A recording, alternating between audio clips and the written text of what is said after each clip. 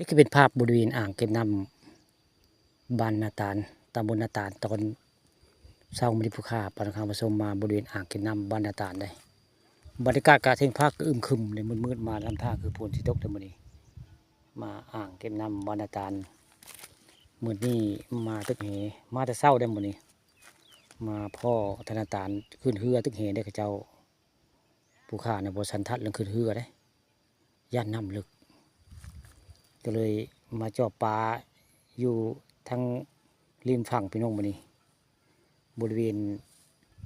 ทางใกล้ๆกับสะพานวัดครูโจมได้นี่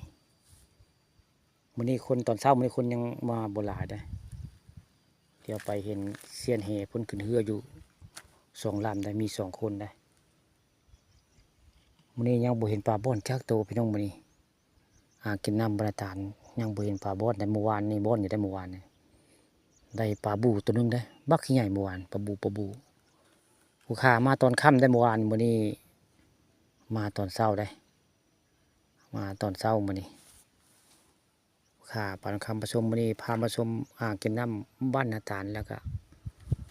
มาตึกเหพร้อมได้เลี้ยวไปก็มืดอึกคือเด้อโหถึงผ้าก็ทำท่าเมฆก็ต่ำลงได้บรรยากาศในอ่างเก็บน้ำบ้านนาตาลมื้อนี้ทำท่าคือ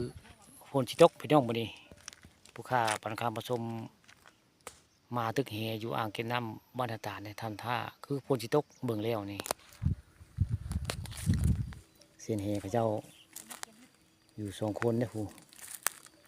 2 คนแล้วคนขึ้นเรือคนละลำได้เขาเจ้าทางบ้านนาตาลผู้ค้านี่คือบ่มีเรือก็เลยมีเรือแต่บ่กล้าขึ้นผู้2 ลำพับผู้ได้